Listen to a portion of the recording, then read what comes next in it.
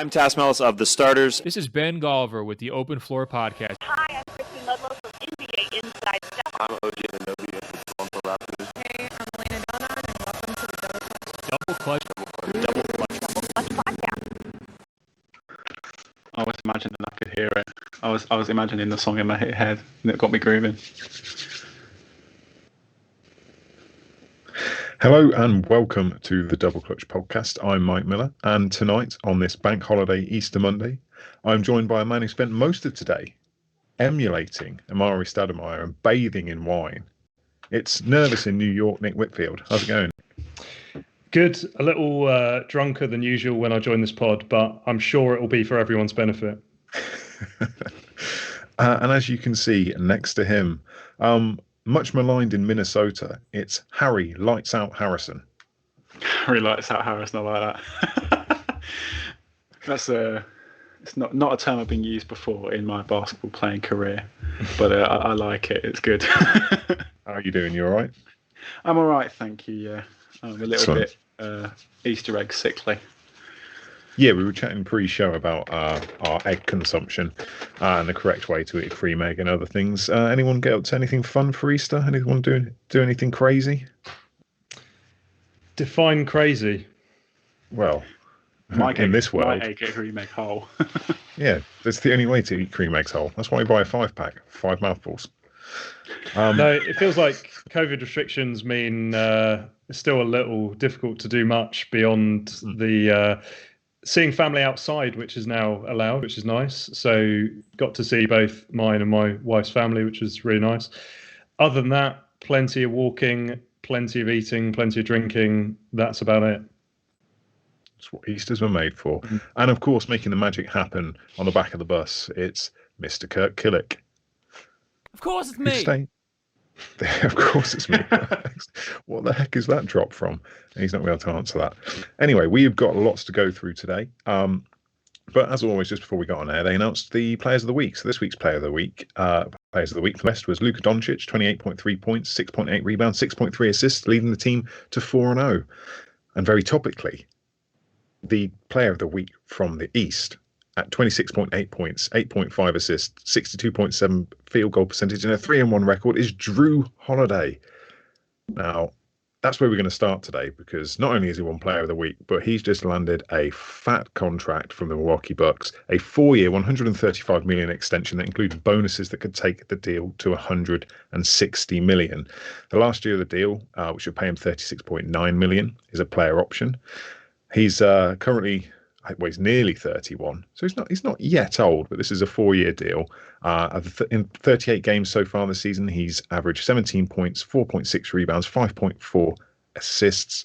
And he's basically, there's only a handful of players who are averaging 16 points, 5 assists, and 4 rebounds, and 1.5 steals. So he's an elite company with Jimmy Butler, Nikola Jokic, and Fred VanVleet. So I just wanted to get your guys' takes on this. If I recall correctly, and correct me if I'm wrong, please correct me if I'm wrong, Nick, but when this trade went down originally where Jrue came for Bledsoe, it didn't really move the needle for you too much, if I recall. So I just wondered what your thoughts are on this situation now, where they've gone from Bledsoe to Jrue Holiday, and now they've basically offered him a huge amount of money for the next 4 years. Yeah, this is a really interesting one for me, where he, in pretty much every way, is a better player than Eric Bledsoe. But if you look at it in another way, he's a guy who's made one All-Star game in his career, which was 2012, 2013. And he's a little Mike Conley-esque in that way, in that his ability and his achievements don't necessarily reflect how good of a player he is. He's kind of, I'm actually going to group him with Chris Middleton in terms of, both of those guys are actually quite hard to critique their games too much because they're really good players. But the major point for me, and I think this is the major talking point, is the Bucks are pretty locked in now with those three guys. And it's a great three, but there's a better three in Brooklyn. So I'm interested if they have a disappointing playoffs, for example, this year, how much they can change the team without trying to dismantle that three, which may be difficult based on the contract. So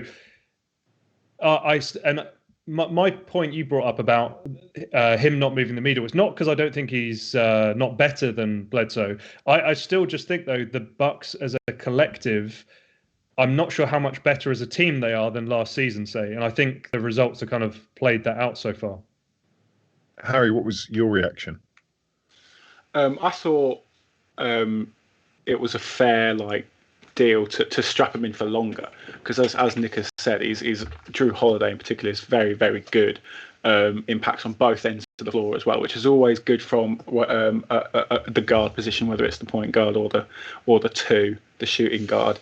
But I thought particularly now, because he's been playing so well over the last week, particularly on Saturday with Giannis out, he got 33, 11, and 7.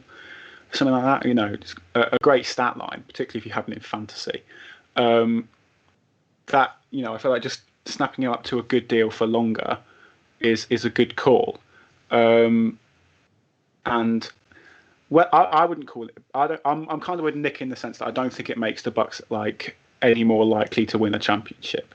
Jrue Holiday over Eric Bledsoe, he is better, but I think that even in previous seasons, the last 2 seasons, the Bucks are good enough to win a championship, but it's come down to Mike Budenholzer and the coaching rather than the player personnel, because that's why they've kind of faltered in the playoffs the last 2 years, because Budenholzer's been outcoached. So I'm not sure how much it does for Milwaukee to strap them in for longer in terms of increasing their championship chances, but it does maintain a strong player for the next few seasons.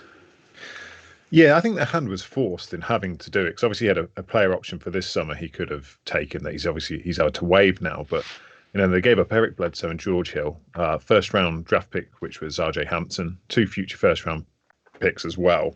So they kind of went all in. Huge price to pay for Jrue Holiday in the first place. So if a year later he has the ability to walk, then they could have been left with nothing.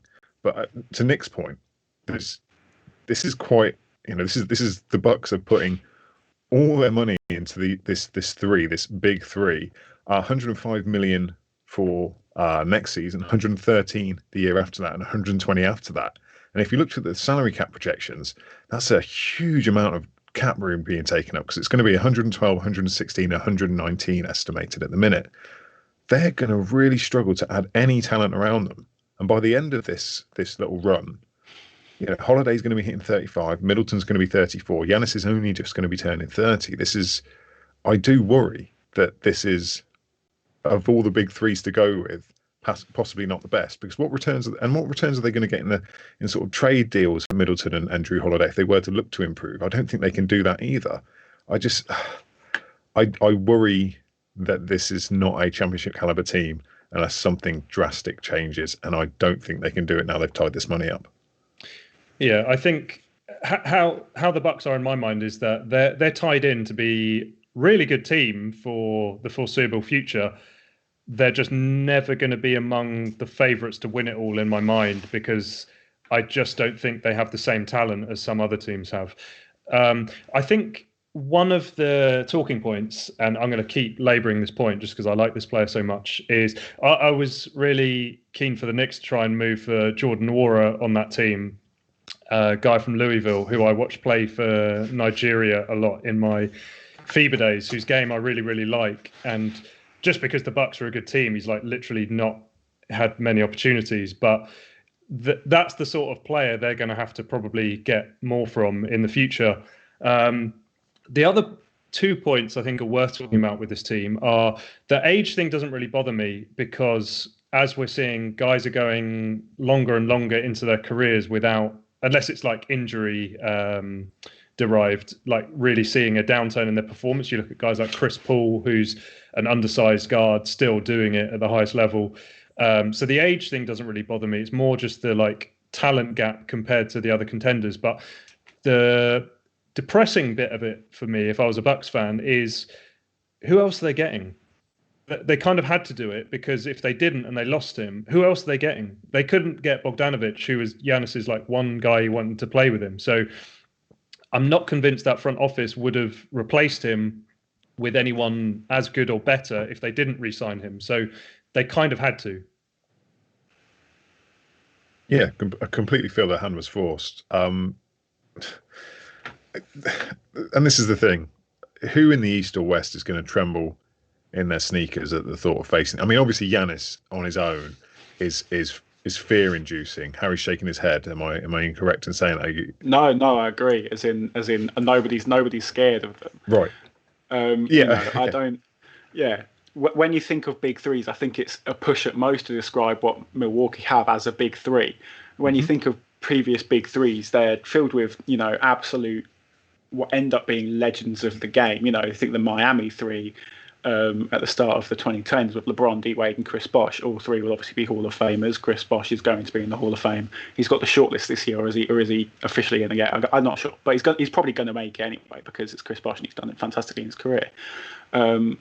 The Golden State Warriors one, Draymond Green, maybe not as legendary for his ability to impact the game on the offensive end like the majority of the Miami Big Three. But still, even Draymond Green will go down as a legend of the game because he's instrumental in the Warriors championships. And now, of course, as I said, in Brooklyn, Kyrie, James Harden, Kevin Durant, those are Hall of Fame potential, likely to be, if they win, even if they win a ring this year, Hall of Fame players. And Chris Middleton and Jrue Holiday aren't, which is it's just the way I see it. They're not, as Nick said, not really. As you said, Mike, they're not a scary team. When you think of big threes, they're not a scary team outside of Giannis Antetokounmpo, if I'm being completely honest. Okay, so let's play it the other way then. So none of us, there's three of us, are particularly blown away by this extension and feel it was forced. If you were the GM, John Horst, what would you do? Would you do anything differently, or are your hands tied that you have to make this have to make this extension, or is there a way that you could have engineered getting out of this into improving your chances further rather than just keeping the boat afloat? I think I'd summarize my stance on it as if I had to just say if it's a good thing or a bad thing, it's definitely a good thing. He's a really good player. He's a good age still. He'll still be good by the end of this contract, you'd hope, unless injury influences that. But the other side of it is it's mostly a good thing because I think if they didn't do it, they weren't getting anyone better. Yeah, I can see that completely. I mean, Jrue Holiday for me is an elite two-way player. They're very rare as a commodity in the NBA. I remember the last contract he signed, I was worried he was being overpaid then, and that was just shoved in my face immediately. I thought I think he signed like $127 million deal last time. And he looked good for that money right from the off. So it's just frustrating that the Bucks have got one of the top sort of 3-4 players in the NBA, the reigning MVP, and be it market size, be it whatever it is, the botched deal to get Bogdanovic at the start of the season, they're not able to put enough talent around him constantly. So for me, the only way they increase their championship chances now is if something changes drastically with his ability to extend his range, and that seems to be another way of breaking that defense apart. Okay, we've talked about the Bucks for long enough now. I'm running almost 15 minutes on them. Shout out to all the Bucks fans out there. If you're not already, please make sure you're following us at Double Clutch UK, Facebook, Twitter, Instagram, and YouTube. Come and watch us Monday nights on Twitch, twitch.tv/DoubleClutchUK. Come join the Discord, discord.me/DoubleClutch, and you can chat NBA hoops with us. In fact, not just NBA, WNBA, BBL, all kind of hoops with us any time of day or night. So let's stay in the East. Let's try and make some sense of the second tier in the Eastern Conference. We're now in the stretch run of the season, about 20 games left for all teams involved. And there's just 5 games separating the 4th seed and the 10th seed in the East. So we have the Hawks, the Heat, the Hornets, the Knicks, the Celtics, the Pacers, the Bulls, and then just outside of that mix is the Raptors. So I just want to get some ideas from you guys, because this is a real cluster. But which team do you think is going to earn the final home court spot there? Because at the minute it's the Hawks sat there, but I think they leapt over the Hornets yesterday. So, Harry, who do you think is going to hold on to that home court spot? I'm going as, and I don't know if you could regard it as a safe choice, but I'm going with Miami. I know they're fifth currently, but I think that the team as a whole, particularly with because they acquired Oladipo at the deadline as well, didn't they? So if he gels quite well, that team's only going to get better as it is with the kind of impact two-way guys like Victor Oladipo and Jimmy Butler, but they're also healthy for the most part now. They've had a really difficult season with injuries. I think from what I was looking at earlier, Duncan Robinson is the only Miami Heat player on the roster this season to have played in all 50 games. Otherwise, I think the next closest person was Bam, who's missed 6, and he's played in 44.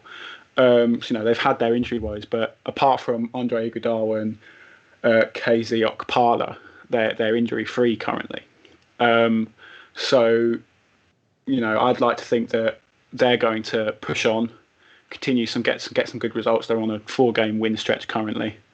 They're going to push forward towards the Hawks, and they're going to get that last that fourth place spot in the East, I reckon. Nick, who have you got? I think Miami is a safe bet, I think, but I'm actually going to go for Atlanta. I really liked their roster coming into the season, and I was a bit confused by their kind of rough start they had. But I think similarly to Miami, they actually had a lot of health issues. They rarely actually put their full team together. And I think that they had just an incredible run. They lost a few recently, but they had an incredible run, which coincided with them actually putting their full roster together. And I really like what they can do with their lineups in terms of, obviously they've got Lou Williams now as well. So they just have so much offensive firepower and so much shooting on the team between Trae Young, Lou Williams, Gallinari, Bogdanovic. They've got rim runners in Capella, John Collins. Collins can do more than that, but I actually just think they've got a pretty complete roster, and they feel like a team in ascendancy to me. So I'm going to go for Atlanta. Yeah, I went safe with Miami as well because I'm just expecting them to make a push now. But again, I was with you pre-season about what I wanted the Hawks to be, and since the coaching change, there's just been red hot. Okay, so which team then is mostly likely to drop out then? Either down to the bottom of the play-in, or perhaps even out of the picture, and someone like the Raptors slide in. Is there anyone in particular that stands out for you that you're worried about with this final 20 games? For me, it would be the Pacers, in that I really liked them at the start of this season, but they just don't seem to put together big runs of games, which they're going to need to maintain their spot. And I don't think they've improved since the beginning of the season. If anything, they're playing a bit worse. I look at the other teams. Boston, I find the hardest to gauge because they're a bit of a Jekyll and Hyde team in that I don't really know which team is going to turn up for any game. The Knicks are pretty consistent, so I see them staying in mostly through their defense. Lost a terrible game, as I'm sure Harry watched, against Minnesota, where we blew a big lead. But that has actually been the exception rather than the rule this year. So the Knicks I see hovering and staying around. The Hornets, probably the biggest surprise team of the season for most people. But I think we have a big enough sample size where we can safely say they're actually a pretty good team. Obviously, Hayward's been huge for them. So I see them staying around. The Bulls look definitely better with Vucevic. Levine playing incredibly all season. I actually really I was watching the Bulls game yesterday. I really like Patrick Williams, who's, I think he can step up to fill some of the void Wendell Carter Jr.'s left heading to Orlando. I actually quite like Chicago as well. So Toronto's only one game behind the Bulls, but the Bulls I think are improving. And that's why it's not like I don't like the Pacers. I just think if any team is more likely to take a downward trend and before the end of the year, it's going to be them. Okay, Harry, who did you have for this? I had the Hornets for this actually, and I thought that would be maybe a surprise one, but purely because of the injuries they have right now. LaMelo and Hayward are both out for at least another month. They've both got 4 weeks before, Ball is reevaluated in 4 weeks, which doesn't mean he's coming back in the end. And Hayward, according to ESPN is at least 4 weeks. So the likelihood is that they're both going to be out for the foreseeable future. Malik Monk, who provides some decent offense he provides some decent offense, is also out for a few weeks. I think, Terry Rozier has been really good this year. He's leading the team in scoring, putting up 20 points per game, and I still think that PJ Washington is quality, personally, but I don't think without LaMelo, Hayward, and particularly those two, who have been instrumental to their success this year for the next month, I think they're going to struggle for the next month, and then when they come back, we'll just have to see how far they've dropped in that time to gauge whether they'll be able to stick around.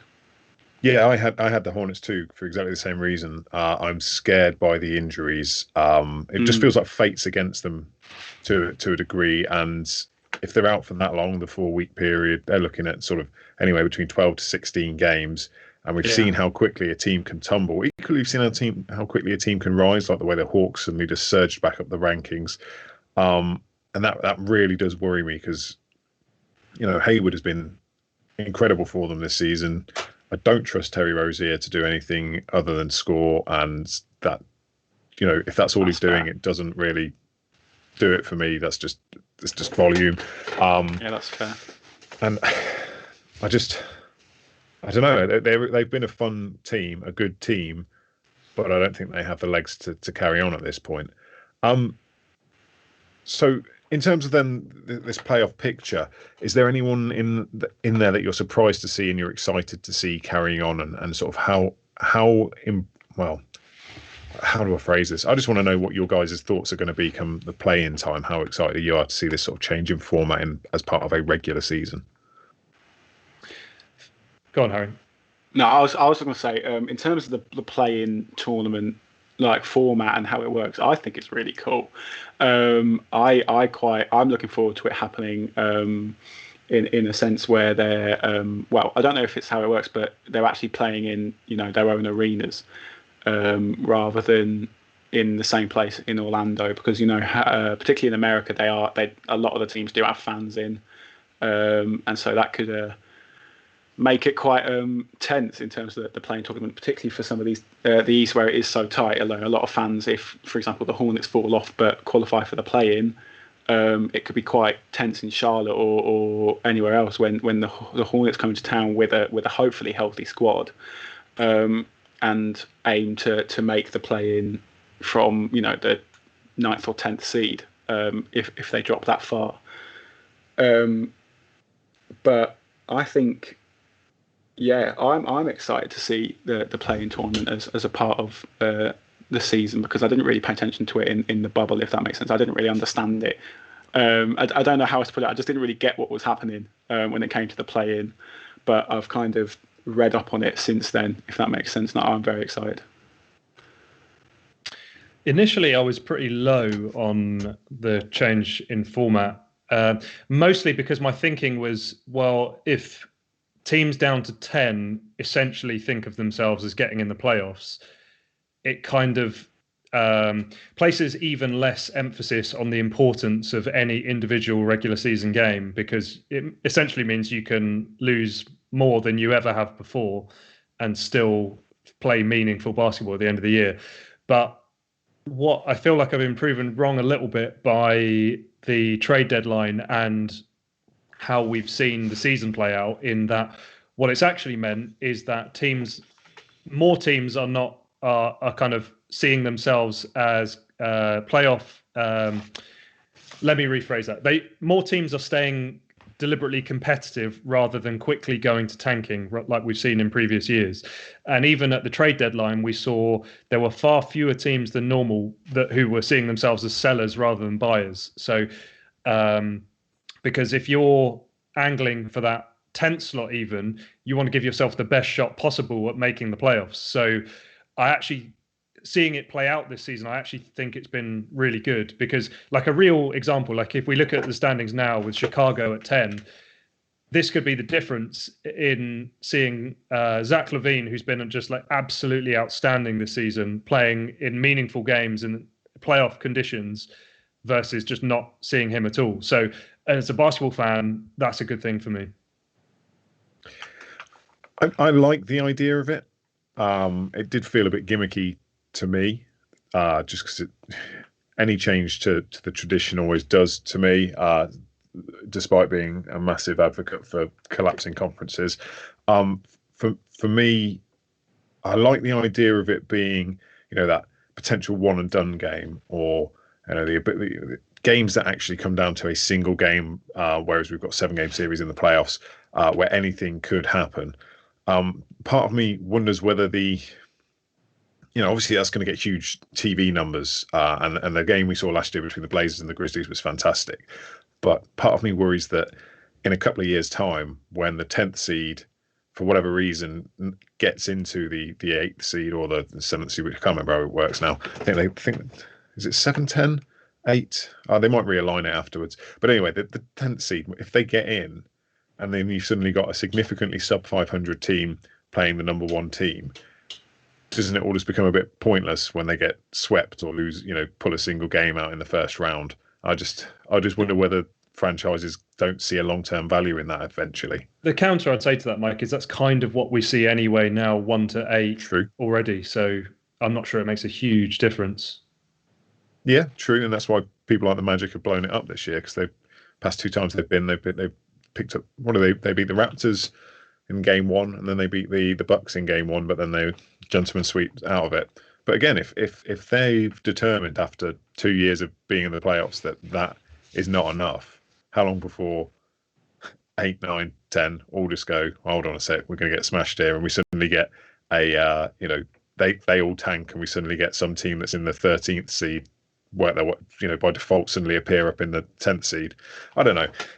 Well, I think it's about momentum, though. I think with Orlando, what you saw is that they were a team who were caught in stasis, where for years they'd been like an okay team with some like promising talent and good players, who none of whom are probably more than the 3rd best player on a very good team. And so if you've been there 4 seasons with the same team and you're not progressing, that's when you have to blow it up. It's in the same way, like this year for me will be really exciting as a Knicks fan to be playing in those games potentially. But if we hovered around this range for the next 4 years without much change in the team, I'd be calling for wholesale change at that point, because what's the point? No, I think that's fair. We've just paused there for a moment. We've had a question a couple of minutes ago based on the Milwaukee talk from Richard Fang. He doesn't understand why people hate Chris Middleton so much. I don't hate Chris Middleton. I think he's a very good player. He's an all-star. My concerns is if you're a team with championship intentions, how high does he need to be in your pecking order for those championship sort of intentions to be legitimate? Like, would he be the number 2 on any championship team in the past 5 years? Would he be the number 3 on any championship team in the last 5 years? Maybe he'd be the number 3. I mean, if you sent him to the Lakers, he'd be the number 3, and they'd automatically be, ridiculous favourites. But he's a very good player. He can put on incredible performances. He just doesn't do it for me in the sense of I go, that is a guy who's going to kill another team when he needs to. I'm sorry. Go on, ahead. Nick. You let me go last time, so I'll let you go this time. All right. We're so I British. think he's kind of and I mean this in the least offensive way possible, just because I'm aware it sounds like I'm downing the guy, but he's kind of a small market player in like he doesn't seem to care about his like personal brand like a lot of guys do. He's quite happy to suit up, be really good, and go home again. And He's never in the news. He's never, and I think that's why some people find it easy to slander him, because he is he doesn't play in one of the big markets, and he doesn't go out of his way to court publicity. So and for that reason, not because he's not a good player, but for those reasons I just mentioned, he's kind of forgettable to like non-hardcore fans. And so when he's not on Instagram every 10 minutes, people won't think he's that good, rightly or wrongly. That's how the NBA works now. I would say I am a Chris Middleton hater, and I am also just saying that to round up Witcher because we are course mates, and I know I will speak to him about this. But I am a Chris Middleton hater. But I genuinely believe that you could put Chris Middleton on the Minnesota Timberwolves and he'd just do what Malik Beasley does. Like they wouldn't be any better. And as much as I am trying to wind up Richard a little bit, I do believe that. I don't think Chris Middleton he's good. I'm not going to deny that. He shoots lights out, which is obviously very important in the league today.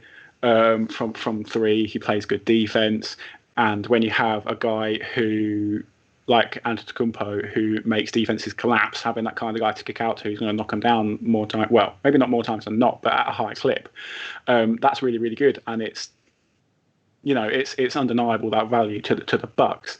But I don't think he makes any team a contender, if that makes sense. I think if you added him, as you said, Mike, to the Lakers with him as the number 3 behind Davis and LeBron would have take a step up in terms of how favoured they are to win the championship. But you don't put him on a mediocre team and they become contenders. Just to clarify, you're saying the Bucks are mediocre? No. No, right, okay. To be honest, I'm disappointed in Middleton because I really thought the 2019 FIBA World Cup was going to be his breakout moment where he'd get a chance to put the USA jersey on and really show out. And, we heard, they weren't used to the molten balls, whatever, but he did not put on his best performances, and that really disappointed me. Let's move on. It's a topic that's been the bane of any NBA fan for however long their fandom has been, really. But NBA in the UK, there was a really good article in The Independent recently from Vitushan Ihantharajah, I hope I said that correctly, about the difficulties the sport faces over here in the UK. And it looked at the BBL and the success of the BBL, or relative success of the BBL, and then also compared it to NBA fandom as well in the UK. If you haven't already read it, I suggest you go and check it out. And it's really a topic that, there wasn't anything groundbreaking in there. It's an important conversation that needs to continue to be had, but it seems to be the same issues that I've known ever since getting involved in basketball. There was a Nick Nurse quote about potential, which it could have come out in the words of my coach in the mid-90s. He obviously spoke to some great people. The author spoke to some great people in the UK about it. There are some fantastic facts in it, like we're the second highest. It's still the second highest participated team sport in the UK amongst under 18s. We're 9th in the world and number 1 in Europe for League Pass subscriptions. We've had 9 sold out NBA London games, which, of course, that was going to sell out. Sky ratings are at 47% this season. We rank really highly on NBA EU stores as well. There's something missing, and I know that. And you guys are coming at it from different spectrums because Harry, you're significantly newer to the game. And that's a compliment on your age compared to the likes of myself and Nick. So I just wanted to get your guys' thoughts on it. What is it that this subculture, this bubbling subculture that has us being one of the biggest NBA communities in Europe? In fact, I think said we were the biggest fan-driven NBA community in Europe. What is it that sort of separates that from being a massive success over here? I think that they mentioned it in the article, and the main thing that's preventing basketball from being bigger here is the disparity between NBA UK fandom and being fans of the BBL. If the BBL was a bigger production and a bigger show, like any other league is, even pro rugby in the UK is a bigger show than basketball is, and rugby's boring. You know what I mean? So. It's more because I think the BBL isn't big and people aren't watching that in a sense that they're not watching these games and watching these players play in the UK. Depending on where you're from, they could be, they could be playing in your city. I'm in Sheffield studying, and I've got a good relationship personally with like Mike Tucker of the Sharks, and that I think has made my interest in British basketball since arriving at uni skyrocket, because I know that this team, which are actually generally quite good, the Sharks that are historically a good side, has absolutely skyrocketed outside of the NBA, and I think that's the main issue that we face in terms of why it's not so popular and doesn't get the funding it deserves necessarily, is because the BBL isn't. Fans of the NBA aren't necessarily fans of the British Basketball League. But even fans of the NBA is still a subculture. I mean, when was the last time mainstream media really covered the NBA? In terms of like headline sports, you see it on the BBC. You wouldn't. It's on their online production. You go on the BBC Sport page, and there is a section, albeit a little bit further down on the home page, on basketball and NBA basketball. But I think it's generally just because even what's it called, the NBA fan base, like we have at the NBA in the UK community, is so much, I think, bigger, even for people who aren't necessarily part of the Double Clutch Discord or in that kind of a community. It's much bigger than people who are interested in the BBL, and I think if more people are interested in the BBL, then even more people would play the sport, and it would have to be recognised by sporting bodies, and then more money would be pumped into it and such, and it's a bit more of a chain reaction. I think we have to be bigging up the product here in the UK for that recognition and the deserved recognition to come. Okay. Nick, did you want to jump in? Yeah, so I'm coming in hot on this one. First of all, this article was really well written, and it covered a number of really interesting topics. But the big flaw for me in the article was the title is as though it's going to explain why there is more potential in British basketball than ever before. And I came away not feeling like it had actually answered that question, in that what it actually said was, through its entire history, British basketball has been much loved by everyone who is a part of the community and underfunded. And that's been the case pretty much since basketball first existed in this country. So what it didn't do for me was actually explain why the author thinks that now, rather than 10 years ago, there is all this incredible potential in British basketball. So I'm going to cover, I made a list of the things that either annoyed me or I thought were interesting when reading this. So one of the things that I keep seeing strapping in for this. And the guy who wrote it, I think, kind of says in the article that he's a newer person to the sport. And so I completely understand why, because I keep seeing it, this sense that Nick Nurse, being an NBA championship winning coach, that it's like this incredible thing that he coached in the BBL, and he's this BBL savant and knows everything about the British game. That's actually not very true. When he was in the BBL, I was there because I was watching all the games at the time. He was one of several coaches thought of to be of a similar ability who were all really good. There was Chris Finch, who's now with the Timberwolves, obviously, Billy Mims, who was at the London Leopards, Kevin Cadle, rest in peace, who was at London Towers. There was loads and loads of really good coaches, all bringing in really good players. The big advantage Nick Nurse had was that he was seen as the best recruiter of talent. He had the best access to the best players, and by that I mean American players, to convince them to play for whichever team he was coaching at the time. And resultantly, he won a lot in the BBL. But he's always positioned now as this most poignant spokesperson for the BBL, which he did really well in the BBL, don't get me wrong, and I've got nothing against the guy, but I just resent a little bit the treatment he gets in terms of how all those other guys just get forgotten. And it's not even, and I can see why it happens. The guy's won an NBA title, and the BBL does a really bad job of celebrating its own history, which it has a really rich, incredible history of coaches, players, teams, but it just does a really bad job of promoting that.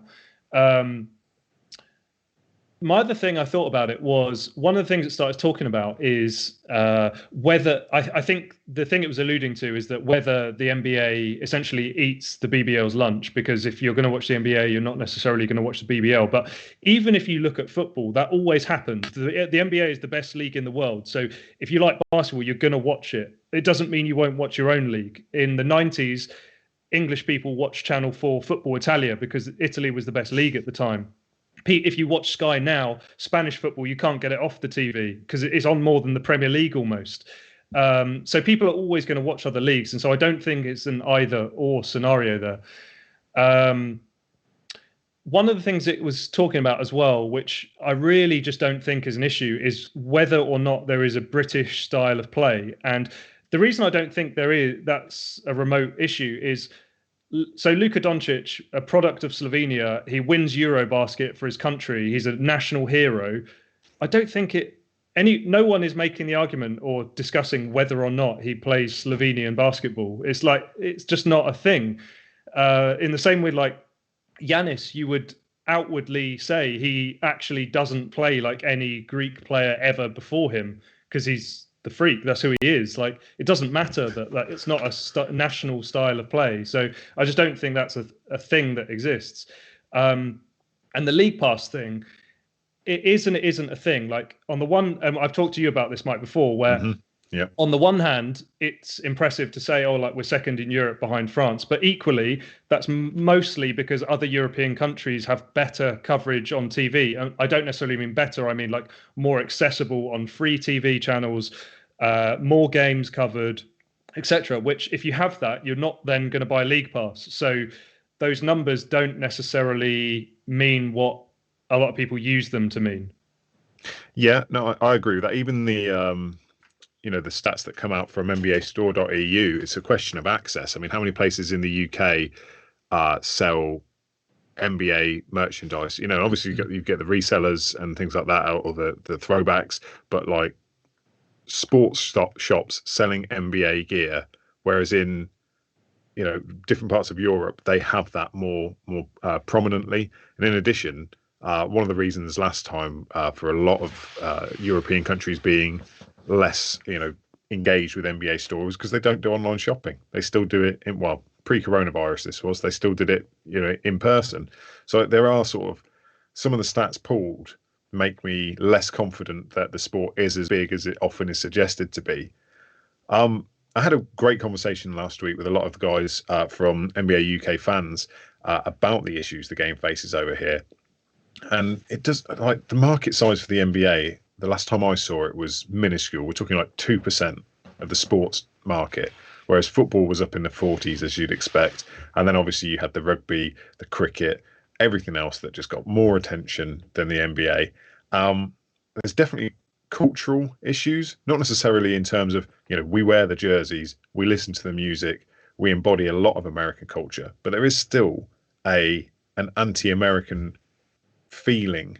Like, we're still a country that mocks Americans to a degree. That we put, obviously they mock their own Trump as well, but we take it to heart and go and float. What did we fly? A big orange pig thing over the sky, like it was. Like, we take it to another level. I think that's part of it, and it just bugs me because this is a fantastic sport that we should be playing. It's so much easier to follow now. We're not scrapping around for VHSs in the middle of the night. We can watch it instant access the next day. I just don't know what it needs to sort of push it over the edge where it becomes more mainstream. And I'm all ears to any solutions. So I thought about this in a number of different ways. And one of the things I think, and so I was thinking, so I'm a marketer by profession. And one of the things I've always thought about basketball in this country, because I'm a part of, I actually feel like I'm part of multiple communities to do with basketball in this country, in that the same people I see at either National League or BBL games are not the same people I'm chatting about the NBA with. And they're not the same people necessarily who I play against. So these are almost 3 different communities that I'm a part of, and they don't overlap as much as you think they would, in my opinion. Just this is based on people I know and people I've experienced. I've met since I've played basketball from the age of like 12, and what digital culture does now is it's incredible at offering you access to stuff. Anything you're interested in, you can find unlimited information on, and you can join a community and all the rest of it. But what that also does is it pushes it out of the mainstream. So we can chat on Discord all day about the NBA, but the guy who lives or lady who lives next door to you, they don't see that. In their mind, basketball is not talked about by anyone because they don't see it. Because even though loads of people love the game in this country and play the game, mainstream culture doesn't see it, because digital culture has become so good at making everything niche and a subculture that we're kind of in our own little bubble now. The other and so what we need to do is push it out into the mainstream again. And I think there's a number of ways to do that. One of the things I hate reading about is funding, not because it's not deserved and not because it's something that doesn't need addressing. Of course it does, but that's the same conversation that's been going on for like 20 years, and it hasn't changed, and it's not going to change. And in my eyes, sometimes it harms the perception of the sport, because it creates this feeling of like the sport being a charity, not a sport good enough to like stand on its own 2 feet and generate its own money, which, being as passionate of a fan I am, I believe it is. And that's what I think needs to change. It needs to change from a mindset of only thinking about government funding to how the hell do we actually generate money in the game in this country. Another way of getting it into mainstream culture is, and this is going back to the Independent article, it did a really good job talking about how Channel 4 used to cover the game. One of their 3 major shows each week was culturally based. So it would talk about music, clothes, fashion, sneakers, all this stuff. All that stuff is already in mainstream culture. It's just not explicitly linked to basketball like it is in the States. So I think we can do a much better job of that. I already talked a little bit about the BBL celebrating its own history and culture a bit better, because there's been like really incredible games and players and stuff. But even if like you got into basketball today and you wanted to find, what is the greatest BBL game ever played? I don't even know where you'd start. And that has to change. We have to support grassroots organizations that do incredible work in this country. I'm close to the Reading Rockets, but there's plenty out there. These are people who are actually giving kids the opportunity to play the game, and that, more than anything, needs people's support. So if you do nothing else, go and pay for a ticket for your local team, whatever that is, because if you find a team who's helping kids get into the game, that's the future of the sport. Sorry, I feel like I'm firing off a load of things here because I've got a long list. One thing of the fix I think is already here, and this is a more positive than I've been in most of what I've said, is part of the fix is us. And I'm proud of I mentioned I feel like I'm a part of different basketball communities, but each one of those communities, I'm proud of what they are and what they stand for and what they've become and the people involved in them. If you compare it to like how toxic football culture is online, for example, basketball is an incredibly positive, healthy sport. And that's a positive thing. And to end on a real note of optimism, I said that the article didn't talk about why there may be more potential in British basketball than ever before. And the thing that was really missing is the crucial issue of the private equity firm that is currently the major shareholder of the London Lions is currently in negotiations with the BBL to become the major, essentially, owner of the league, which this is like an organization with serious money that they could plow in and actually genuinely make a difference in putting British basketball, like building it towards being a significant player in European basketball. So in my opinion, the fact those talks are so far along and they didn't get involved in the London Lions and then run away because they thought, oh, this is a lot of work to do this. When there is an organization of that scale with that much money coming into the game, they recognize the potential and they have the money to really make a difference. So I think that is why there is more potential in British basketball than there ever has been before. Yeah, I think there's some excellent points there. I know that we could continue discussing this for days, if not weeks. So we'll move on at that point. We'll move on to something a bit more light-hearted, I think. Kirk, do you want to introduce this bit? Nothing but Nick's silly nonsense. Okay, the main event. Here we are. Okay, guys. So, I'm actually going to have to find the question now. I remember what the topic was. Okay, this is for you, Harry. In a recent game against the Timberwolves, Joel Embiid completed a play through a foul from Karl Anthony Towns. Not only did he get the basket and the foul, but then he also lay on the ground, making the late 90s, early 2000s suck it gesture from D-Generation X, part of WWE, WWF at the time. My question to you guys is, if you could introduce a specific celebration to basketball, what would it be and why?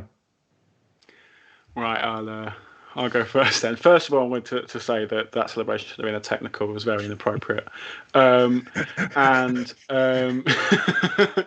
Secondly, I think I'll go with, like the Conor McGregor walk like that. Can you imagine the and I hope the language, but the shithousery if Joel Embiid scored an and one or something and did that down the court, or somebody else with that sort of trolling attitude on the court, and I just like to get under the players' skins, something big happening and just walking down the court like that, kind of like similar to what Chris Paul did to Steph Curry when he did the shimmy in his face, but a little bit more Conor McGregor and flamboyant. I think that'd be really good. That'd be the one I'd choose. Could you imagine if you were up in a playoff series and instead of running out to the court during the intros, the whole team just walks out?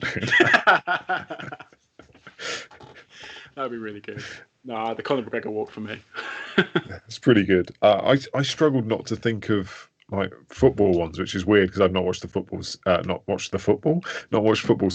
90s. So I went more like the American football coordinated team things, and I thought you could do like if someone hits an and 1-3, they could do like the bowling pins where someone gets knocked over. But then the one that always makes me laugh is, and I think I might have seen it on a spoof thing, is when half the team hold another guy who's pretending to be a fish. And it's just, so I reckon after if you get fouled and you go to the line and win the game, or you steal the ball at the end to seal the game, the team should just catch you like a fish and then someone take a fake photo of it. Do you know what I'd like, just to extend that, is if it was a Pelicans win in particular, one guy could be the fish and the other guy could come in with like a giant beak as a pelican. It'd be really good. The mascot could come and just eat him. Yeah. It'd be awesome. Did you have one, Nick? I have three. Okay. So, first one, I drew inspiration from football, where Mario Balotelli once, after scoring a goal, he went straight. He ran over to the sideline. Someone handed him his mobile, and he went straight onto Instagram Live, which I thought was a good look. And social media is everything now, so I think that works in the NBA. The other, I want to bring back a personal favourite, which Tim Thomas in his Phoenix Suns days used to do. He'd hit a three and he'd go with the John Cena "Can't See Me," which I always thought was a good one. And the third one I want is, this is reserved for the next, whoever the next British player to become a significant player in the NBA is, who, this used to be a thing in the... Silly nonsense. It's bad. This used to be a thing in the NBA. I can't remember who did it, but you hit a three and you hold up the three, but then you also drink a cup of three as you're running back. So I'd love that if there was a British player in the NBA who did that. Somehow I can't see OG Anunoby doing that one. No, he's not the guy, I don't think. He didn't even celebrate the playoff game winner. Amazing, awesome. That's brilliant. Okay, talking on our discourse on Discord. Come and join our Discord community. come and join that aforementioned bubble that your neighbours will never know about. Quote from Nick Whitfield. Discord.me/double It makes it clutch. sound like we're talking really sinister stuff in there. Yeah, Not just about like sneakers and Dark society. yeah. if they're that that way inclined and they think it, then even using the word sneakers might make them think it's sinister. But if you are that way inclined, come and check it out just in case. It boosts the numbers, so it's all good. A few things being chatted about this week. Did you guys see the Space Jam trailer? Of course. What were your thoughts watching that? It looked way better than I was expecting. I don't know why. I didn't really. It's not like I was expecting it to be bad, even. But I watched it, and I was actually really wowed by it. Which for a kids' movie is pretty rare. So, yeah, loved it. Harry, what did you think? Sorry, I got distracted. Somebody just said that D'Angelo Russell's back today in the chat, and I had to quickly check. Anyway, I saw it. I think it looks cool in a sense where I feel like I'm a little bit too young to be able to fully appreciate how good the first Space Jam was. Almost like swore. I've watched it, and but I've never really kind of gone like, oh my god, this is the sickest thing ever. And I'll do the same thing with the new one, but I think it looks good. I like the bad guys, the squad that makes up the bad guys in this one. That's a really good squad. The Goon Squad. Something like that. I can't remember what it was, but like Diana Trezori, Klay Thompson, just top quality, players that I know. Like obviously I know who Charles Barkley is and Patrick Ewing and the likes, but I never really got to watch them. So I think for me at least, I think it's quite cool to see that. But yeah. I was impressed with it. I'm a little bit intrigued to see what it seems like. It's going to be carnage, obviously, with all the sort of characters from the universe basically appearing, including Pennywise is in there somewhere as well, which just seems a bit off center for a kids film. Obviously, the production value looks fantastic. I can see Kirk's firing it through on the stream at the minute, and even seeing the 3D Looney Tunes is pretty funky. I watched the trailer with my son, who was completely like wrapped up. Like he'll sit and watch basketball with me, but he'd much rather watch Peppa Pig at the minute. But he sat and watched that trailer in complete silence, whatever it was, 2.5 minutes, and then he just turned around to me and went, "Wow, Daddy, that's funny." Silly nonsense. Apparently, we're still in nothing but Nick's silly nonsense. Kirk's having a bit of a mare on the soundboard today. But yeah, he loved it as well. So I said to him, well, when it comes out, because it's a film, there'll be a big long one. Do you want to watch it? And he was like, yeah. So if it's good enough for him, it's definitely good enough for me. And I was definitely on the it's never going to take the place of the original bandwagon. So we shall see. Other than that, there's been a lot of Fantasy League chat. The trade deadline passed today, and it's the last matchup before the playoffs start next week. Nottingham Gam still undefeated at the top of the league, 14-0. Interestingly, you two have the same record. Too Good to Be Drew and Andre Drummond Bass both sit in 16th and 17th. So if the playoffs started today, Harry, you're out. Nick, you're in. Nice. It's been a big comeback for me. I had a dreadful start, and my record after like the first 6 weeks or something, I've actually been fine. It was just that opening few weeks where my entire team was injured.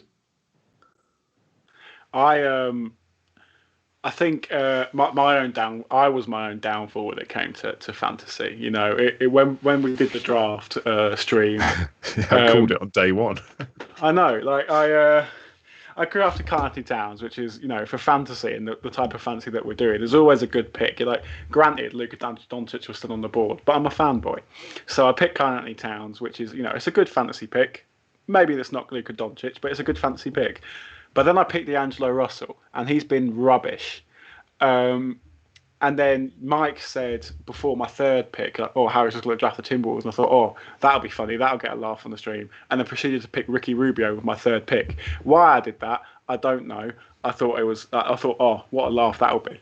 But it kind of shot myself in the foot. Did it get said laugh? Did it get the laugh you were looking for? I think you had a bit of a chuckle. I took the chuckle, but it wasn't. Was it with or at you? See, that's the issue. That I never quite figured that bit out. But I kind of I told myself it was with me. Harry, you're a funny guy. But then throughout the season, I've been an advocate of don't be a prick with your trades. And so I've been like, I'll keep on giving people what they want, and hopefully at some point somebody else will do the same to me. And I've reached a deadline. I messaged Richard. I messaged Richard and said, please, I want Donovan Mitchell for nothing. And he was like, all right, send me something, we'll see what we can do. And then we checked and it was already passed. And I was like, oh, great. So I've just allowed myself to be walked on like a doormat all season, but hey ho. I think what we have just discovered, though, is Richard is guilty of colluding and cheating and should be banned from the fantasy league. I'll have to put an asterisk next to any title. Cool. So we'll know next week what the playoffs look like for that, and we'll let you know if Harry makes it. He doesn't. We had some listener questions. Hooping and Luton. He's been winding up a Nets fans Discord. Shout out to UK Nets fans. Who is more overrated, Joe Harris or D'Angelo Russell? D'Angelo Russell. I'm joking. I don't actually think that. I think D'Lo's quite good. I think in the Chris Finch system, I think he'll have a better end of the year as and when he comes back than when he started, because Chris Finch has already, as much as we've still been crap under Chris Finch, I think we've still been a better side under Chris Finch. And I think when D'Lo comes back, particularly the way that he's kind of, enhanced Anthony Edwards towards the end of the season, I think D'Angelo Russell will play a very similar role and also have a good end of the season. And I think he'll get back to that level, hopefully, that we were all crazy about him at. What level? The level of an all-star reserve starter in the East, or an all-star reserve pick in the East one time? Maybe Golden State D'Angelo Russell rather than Brooklyn Nets D'Angelo Russell. But still, I'll be honest, that's biased, obviously. I also don't really pay attention to the Nets outside of the big names and how I complain on Twitter that they're cheating, because that's just the way it goes. So I wouldn't really be able to tell you about Joe Harris. Sounds like he's good. So your answer is D'Angelo Russell? I don't have an answer. I've just talked for that long and I don't really have an answer. So you started off saying go with Joe Harris. Succinctly D'Angelo Russell. Joe Harris. All right, Nick, who have you got? So looking at these players, for Joe Harris is overrated by Nets fans, underrated by nearly everyone else. Mm-hmm. And so I don't think it's him. I think it has to be D'Angelo Russell. But it's also like a bit of an awkward one, because I think the point at which he was really overrated was when he was with Brooklyn. And I think what we've learned is Brooklyn have loads of overrated players. I'm joking. Is that what I don't think what people saw necessarily when he was with Brooklyn is how he's really good at certain things, and you can run offense through him by just setting a pick and he can shoot, but he's kind of limited in how he can play around that. Or if you don't want him to do that, he's not exceptional at anything else. So I think it has to be D'Angelo Russell as my answer, but at this point, I don't think either of them are particularly overrated. No, I think D'Angelo Russell is more overrated. Yeah. I mean, relative to their actual roles and what they've been hyped to be, there's no doubt in my mind that D'Angelo is more overrated than Joe Harris. I don't really think he's overrated by anyone other than Nets fans. I think people rate him as an elite 3-point shooter capable of playing defense, exactly what you want on an offense these days. Never going to be the best guy, but never going to be anywhere near the worst guy. Always going to be a decent player in your starting unit. Elliot also asked, after watching Miami Heat UK's drunk reverse draft in delight, I've not watched it yet. I need to get some time to watch it, but it's like 3 hours, I think. What alcoholic drink sponsorships would you like to see associated with which players? He doesn't want any lazy J.R. Smith Hennessy takes. He's thinking more Stella Artois and Randall gets brave and beats up a chair style thinking. So, Harry, who is your alcoholic drink sponsorship partnership? See, I'm not a massive drinker, so I didn't really know where to go. I'm not really big on the alcoholic drink, like Knowledge and the Stella. I know Stella Artois, the stereotype about Stella Artois, and so I got that one. But outside of that, I couldn't really contribute. So I went more with stuff that I drink. So, for example, Robinson's squash, and for Harry will drink more when he turns 18, and his parents let him drink something other than Robinson's squash. I'm 19 actually, Mike. Anyway, I know, I'm teasing. I know. Damn, son, where'd you find this? But I was also quite lazy because I just genuinely couldn't think of anything funny. So I went with Robinson squash for Glenn Robinson III because his last name is Robinson. That's an incredible deduction. Thank you. Nick, save this segment.